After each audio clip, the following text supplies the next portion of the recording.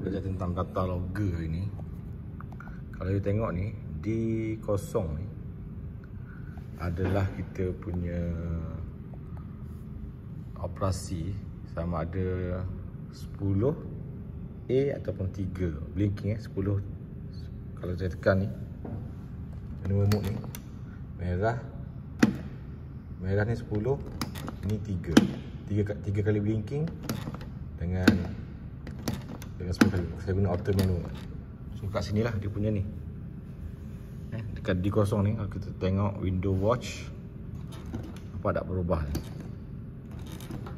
Okay, so sekarang ni apa kita buat adalah, okay, yang pertama ni pada auto manual, kita move 3 dalam di kosong, lampu hijau akan menyala. And then manual pula kita move 10 dalam di kosong, lampu merah akan menyala. Beginilah. So kita move ke dalam data kosong. So data kosong, you boleh tengok kat sini data kosong ada perubahan. Okay, 10 ataupun 3 ni bermakna kita, contohlah mesin kita ada problem, 3 ni mesin kita run okey. Sekarang kita nak monitor data ni. Jadi kita nak blinking tu kita letak dekat D1. Kita nak compare, tengok kita tengok kat sini sekarang ni. Bila kita tekan start, kita holding dia, guna keep, ni reset and then kita hantar satu pulse untuk buat dia blinking. Okay, bila dia blinking, kita nak kira blinking ni, kita guna diffu sebab kita nak tambah dekat increment D1. Okay, increment. Okay, jadi bila dia D1 ni, kita kena compare lah sebab kita nak compare dengan D0 ni. So kita compare kat bawah ni, D0 compare dengan D1. Okay, kita guna keep tadi. Kalau equal, apa yang berlaku? Kalau equal, kita hantar juga dekat div U dengan div D. Ni untuk increase, ni untuk reset. Kan? So 22 ni naik atas. 21 dulu kita tengok 21. Bila dia sama, dia terus stopkan keep ni. Dia terus stopkan keep ni. Okey, yang 21 ni div U untuk div D pula. Okey. Dan 21 pada masa yang sama, 21 kita increase. Dan 21 ni dia hantar pada data 2. Data 2. Increase data 2. Yang mana kita akan compare pula data 2 hinggalah kiraan dia kita nak sampai 509 saja data dia. So kalau dia lebih dah sampai 509, dia akan menghidupkan satu internal memory yang kita akan cut off di 2 ni. Okey, yang ni kita, jadi yang div down tadi kita akan reset juga. Kita akan reset yang mana kita akan move kosong ke dalam D1. Dan pada masa sama kalau kita movekan 500 ke dalam D2. Movekan 500 ke dalam D2 That's why kalau kat sini awak tengok ada 500 sampailah 10. Sebelum ni dia takkan berubah lah.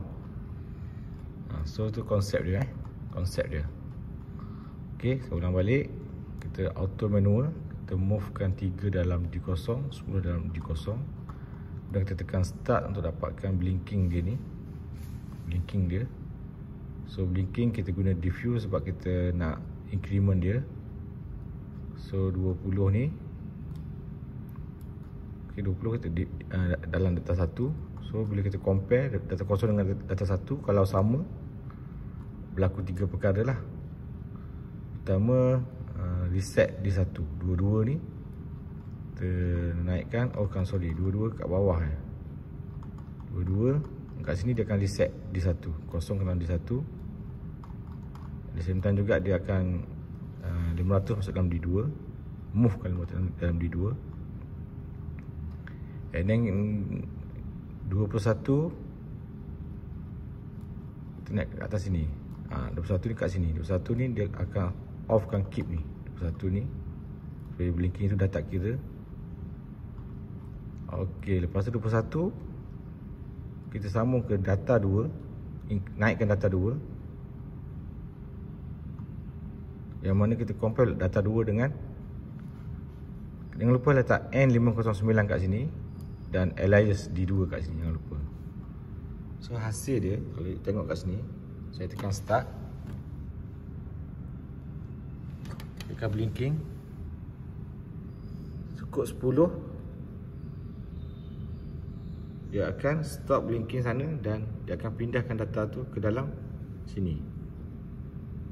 10 ni. Kan ni 3 kan? Data 501 3 kan? Kalau saya tekan start lagi sekali, tekan blinking sebanyak 10 kali, dan yang ni akan berubah. Data 501 ni akan jadi 10. Nampak? Okey, that's it. Data ni dah 10, saya nak jadikan dia 3. Macam saya buat. Saya lihat manual. Manual. Okay, saya tekan manual. Kan ni kita dah 503. Tekan start, dia blinking 3 kali. 1, 2, 3, sini akan berubah. Nampak? Berubah 3. Tekan start lagi sekali, sini akan berubah lagi 3. Dan seterusnya sampailah ke 9 ni. Yang 10 dia takkan buat apa-apalah. So kalau kita tekan reset balik, apa berlaku kalau tekan reset balik, dia akan start balik dekat sini lah.